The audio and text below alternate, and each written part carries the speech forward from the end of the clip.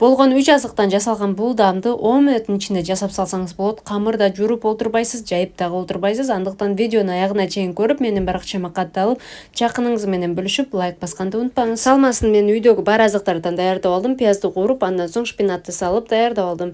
Сиз болсо колбаса, сыр колдонсоңуз даамы мындан да сонун болот. Камырына суумай койгондо тартылбай калыптыр. Тузду салабыз дагы, жакшылап аралаштырып, унубузду салып, бирдей маса болгучакта аралаштырабыз. Биздин камырыбыз даяр болот. Эми болсо сковородканы ысык кылып, биринчиси майлап алабыз дагы, мынакей блинчикке окшотуп куюп, бир аз уже бети катуу болгондон кийин экинчи тарабын оодарабыз дагы, биздин начинкабызды салып алабыз. Мен начинканы салып, жукалатып, мынакей видеодо көрсөтүлгөндөй кылып салып, экинчи тарабын жаап, эки бетинен жакшылап кызарганча даярдап алдым. Башында катуу да сезилет, бирок бир аз тыныткандан кийин сонун болуп, жумшак болуп, аябай даамдуу болот. Даамы оозуңуздарда калат, андыктан сөзсүз жасап, менин баракчама катталып, видео пайдалуу болгон болсо лайк басып, жакыныңыз менен бөлүшкөндү унутпаңыз. Бир эле жасаганда даамы оозуңузда калат, андыктан бизге окшоп сиз да күндө жасап каласыз. Дайыма ушундай пайдалуу рецепттерди көрүү үчүн катталып